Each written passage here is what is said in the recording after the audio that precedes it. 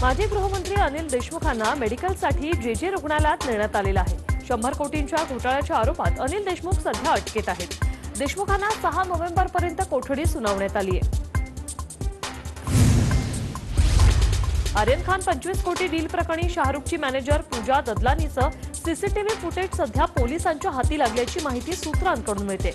यात पूजाची मर्सिडीज दिसते आणि त्याच वेळी तिथे 2 इनोवा कार येतात आणि त्यातील एक किरण गोसावीची तर दुसरी सॅम डिसुझाची असल्याचं कळतंय। दरम्यान मुंबई पोलीस या प्रकरणी पूजा आणि आर्यनचा जबाब नोंदवण्याची शक्यता असल्याची माहिती सूत्रांनी दिली। तसंच गोसावींविरोधात खंडणीचा गुन्हा नोंदवण्याची शक्यताही वर्तवली जाते। केंद्राकडून पेट्रोलवरील एक्साईज ड्युटी 5 रुपयांनी कमी करण्यात आली, तर डिझेलवरील एक्साईज ड्युटी 10 रुपयांनी कमी करण्यात आली। त्यामुळे पेट्रोल 5 तर डिझेल 10 रुपयांनी स्वस्त झालंय। पेट्रोल डिझेलच्या दर कपातीवरून शिवसेना खासदार संजय राऊतांनी केंद्रावर निशाणा साधलाय। पोटनिवडणूक हरल्यानंतर केंद्राला जाग आली, 100 रुपये वाढवायचे आणि 5 रुपये कमी करायचे असं म्हणत राऊतांनी टीका केली। पेट्रोल डिझेलचे दर आणखी 7 रुपयांनी कमी होणार अशी माहिती केंद्रीय अर्थ राज्यमंत्री भागवत कराड यांनी दिली आहे। पेट्रोल डिझेलचे दर कमी करण्यासाठी मुख्यमंत्री उद्धव ठाकरे अजित पवारांना विनंती करणार असल्याचंही कराड यांनी म्हटलंय। आज सर्व महागाई पेट्रोल डिझेलमुळे वाढत असून जे आमच्या विरोधात आंदोलन करत होते ते आजपासून लपून बसलेत अशी टीका महसूल मंत्री बाळासाहेब थोरात यांनी केली। राज्यात केंद्राप्रमाणे राज्यातही पेट्रोल डिझेलच्या किमतीत 5 आणि 10 रुपये कपात व्हायलाच हवी। तसंच त्याचबरोबर राज्य सरकारने गेल्या 2 वर्षात जे 5 रुपये वाढवले तेही कमी व्हायला हवे अशी मागणी केशव उपाध्ये करतायत। आगामी निवडणुका डोळ्यासमोर घेता केंद्र सरकारने पेट्रोल डिझेलचे दर कमी केले असा आरोप मंत्री नवाब मलिक यांनी केलाय। इंधनाचे दर आणखी कमी करणं हे राज्याच्या हातात असून राज्यानं वॅट कमी करण्याचा निर्णय घ्यावा असं आशिष शेलार म्हणतात। तसंच राज्य सरकारने आंदोलन करून तोंड लपवू नये असंही शेलारांनी म्हटलंय। एक निवडणूक जिंकली म्हणून शिवसेनेला आता पंतप्रधान पदाची स्वप्न पडायला लागली। संजय राऊतांनी कोट देखील शिवला असेल असा खोचक टोला भाजपचे नेते आशिष शेलार यांनी लगावलाय।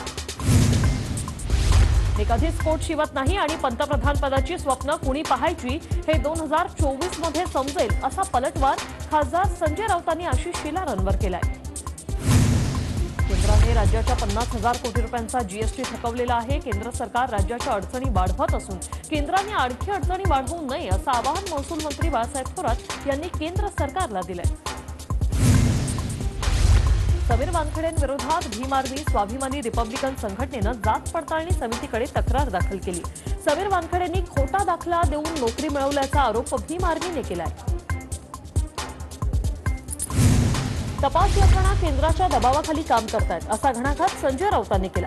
तसंच या मलिकांनी या दिवसात अनेकांचं थोबाड फोडलंय असं देखील संजय राऊतांनी म्हटलंय। पंतप्रधान नरेंद्र मोदींनी नौशेरा सेक्टरमध्ये जाऊन जवानांसोबत दिवाळी साजरी केली। देशाचे जवान हे माझं कुटुंब असून परिवारातील एक सदस्य म्हणून त्यांना भेटण्यासाठी आल्याचं मोदी म्हणाले। नौशेरा सेक्टरमध्ये पोहोचल्यानंतर पंतप्रधान मोदींनी शहीदांना श्रद्धांजली वाहिली।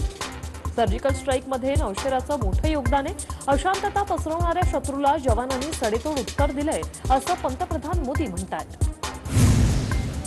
नुकसानग्रस्त शेतकऱ्यांना अद्यापही मदत मिळालेली नाही, त्यामुळे राज्यभर भाजपकडून काळी दिवाळी साजरी होणार आहे अशी माहिती चंद्रकांत पाटील यांनी दिली। गुजरात सीमेवरील प्रदेशात मोदींचं नाव घेता पोस्टरवर त्यांचं चित्र न लावता शिवसेना जिंकली, तर देगलूरला मोदी मोदी करूनही भाजपला माती खावी लागली असं म्हणत भाजपला डिवचण्याचा प्रयत्न सामनातून करण्यात आलाय। देलकरांचा विजय हा सहानुभूतीच्या लाटेमुळे झालाय आणि ही मतं शिवसेनेची आहेत का असा सवाल चंद्रकांत पाटील यांनी उपस्थित केलाय। भविष्यात शिवसेनेसोबत युतीचा प्रश्नच उद्भवत नाही अशी प्रतिक्रिया भाजपचे नेते सुधीर मुनगंटीवार यांनी दिली। युतीसाठी कुठलाही घटक अनुकूल नसल्याचं मत त्यांनी व्यक्त केलं। शनिवारी राज ठाकरे नव्या घरात गृहप्रवेश करण्याची शक्यता आहे। दादरमध्ये कृष्णकुंजच्याच शेजारी 5 मजली इमारतीत राज ठाकरे गृहप्रवेश करणार असल्याची माहिती मिळते। येत्या 31 डिसेंबरपर्यंत महाराष्ट्रातील 40 नेत्यांचे घोटाळे बाहेर काढणार असा इशारा भाजपचे नेते किरीट सोमय्या यांनी दिला। 1 जानेवारीपर्यंत महाराष्ट्र भ्रष्टाचार मुक्त होणार असं सोमय्या म्हणाले। कुणाला दिवाळीनंतर बॉम्ब फोडायचे असतील तर ते फोडावेत, मात्र त्या बॉम्बमध्ये दारू शिल्लक आहे का तेवढंच एकदा बघा, नाहीतर असं व्हायचं असं म्हणत सामनातून फडणवीसांवर अप्रत्यक्षरित्या निशाणा साधलाय। सत्तेत बसल्यानंतर नवाब मलिक हे खंजीर, बंदूक आणि तलवारीचं राजकारण करतात। हा मलिकांचा थिल्लरपणा असून राज्य अधोगतीकडे जात असल्याचं आशिष शेलार म्हणतायत। मुख्यमंत्री उद्धव ठाकरेंनी राज्यातील जनतेला दिवाळीच्या शुभेच्छा दिल्या। सर्वांच्या जीवनात आरोग्य, सुख नांदो, संपन्नता घेऊन येऊ अशा शुभेच्छा मुख्यमंत्र्यांनी दिल्या।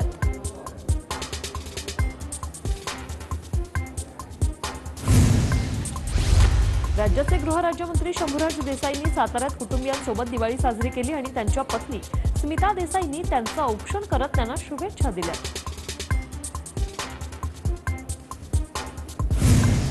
भाजप आमदार श्वेता महाले यांनी काळी दिवाळी साजरी केली आहे। श्वेता महालेंनी शेतकऱ्यांसोबत पिठलं भाकरी खाऊन तसंच काळे कंदील लावून सरकारचा निषेध केलाय।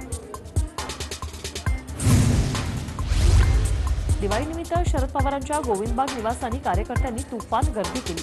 महाराष्ट्रभरातून अनेक कार्यकर्ते पवारांना शुभेच्छा देण्यासाठी बारामतीत पोहोचले। पवारही सर्व कार्यकर्त्यांच्या शुभेच्छा स्वीकारताना दिसतायत। पंतप्रधान नरेंद्र मोदी उद्या केदारनाथ धामच्या यात्रेवर जाणार आहेत। केदारनाथ धाम येथे पूजा अर्चना केल्यानंतर ते श्री शंकराचार्य समाधीचे तसेच त्यांच्या पुतळ्याचं अनावरण करून वेगवेगळ्या विकास कामांचं उद्घाटन करतील। दिवाळीच्या पार्श्वभूमीवर पंतप्रधान नरेंद्र मोदींनी ट्विट करून जनतेला शुभेच्छा दिल्या। प्रकाश पर्व तुमच्या आयुष्यात सुख, समृद्धी आणि सौभाग्य घेऊन येवो अशी माझी इच्छा आहे असं ट्विट त्यांनी केलंय।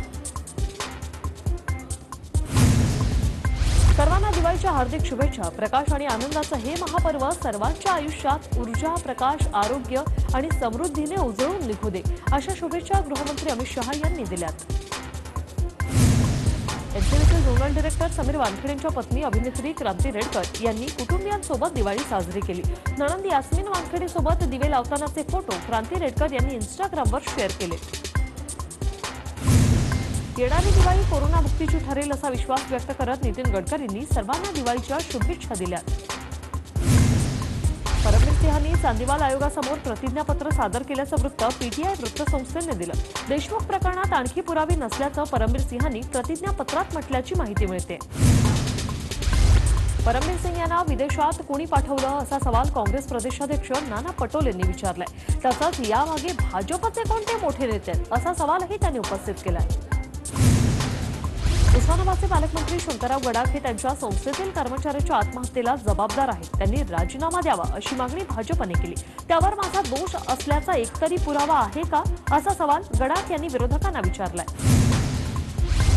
प्रतीक काळे आत्महत्या प्रकरणात गडाख कुटुंबियांचा कोणताही संबंध नसल्याचं प्रतीक काळेच्या बहिणीने म्हटलेलं आहे। यात कोणीही राजकारण करू नये असं प्रतीक काळेच्या बहिणीने म्हटलंय। रत्नागिरी जिल्हा मध्यवर्ती बँकेच्या सहकार पॅनलच्या आणखी 2 जागा बिनविरोध झाल्यात। महिला राखीव मतदारसंघातून नेहा माने आणि दिशा दाभोळकर बिनविरोध निवडून आल्यात। मुंबईत आजपासून 4 दिवस शासकीय महानगरपालिका केंद्रावर कोविड लसीकरण बंद राहणार आहे, तर सोमवारी 8 नोव्हेंबरपासून लसीकरण पुन्हा सुरू होईल। नागपूर शहरात दिवाळीनिमित्त आज आणि शनिवारी लसीकरण होणार नाहीये। 5 नोव्हेंबरला सर्व केंद्रांवर लसीकरण सुरू राहणार असल्याची माहिती नागपूर मनपाचे आरोग्य अधिकारी डॉक्टर संजय चिलकर यांनी दिली। दिवाळीनिमित्त विठ्ठल रुक्मिणी मंदिराला आकर्षक अशी सजावट करण्यात आली। विविध रंगी फुलं, पानं आणि फळांनी मंदिरात कंदील आणि दिव्यांची आकर्षक आरस करण्यात आली। ही सजावट बीड येथील विठ्ठल भक्त करण पिंगळे यांनी केली।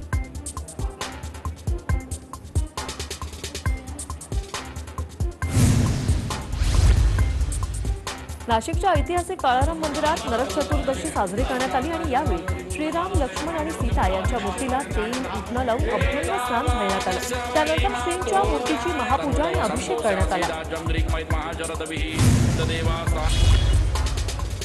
प्रभादेवीच्या सिद्धिविनायक मंदिरात भाविकांची गर्दी कमी प्रमाणात दिसते। अनेक भाविकांना QR कोड उपलब्ध होत नसल्यानं अनेक जण फक्त कळसाचं दर्शन घेत आहेत।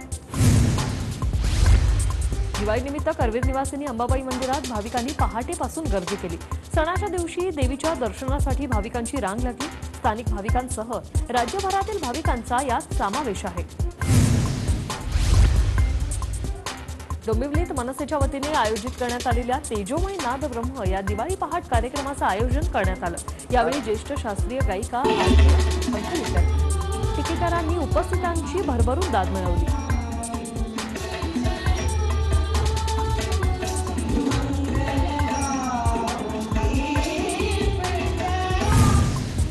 नाशिकच्या भोसला मिलिटरी स्कूलमध्ये भारत पाकिस्तान युद्ध सुवर्ण महोत्सवी विजयी मशालचे भव्य स्वागत करण्यात आलं।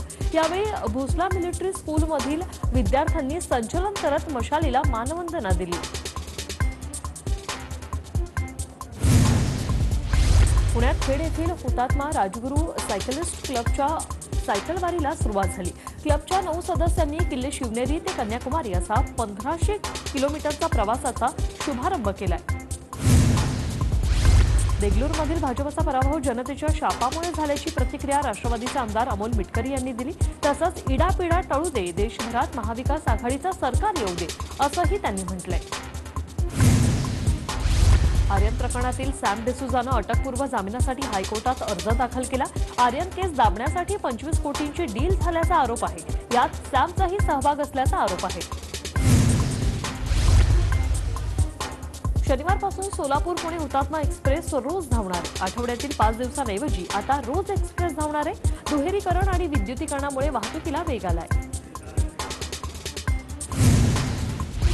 महसूल मंत्री बाळासाहेब थोरात यांच्या हस्ते आज संगमनेर तालुक्यातील साखर कारखान्यांसह विविध संस्थांमध्ये लक्ष्मी पूजन करण्यात आले। कोरोनाचे नियम पाळत दिवाळी साजरी करण्याचं आवाहन यावेळी थोरातांनी केलं।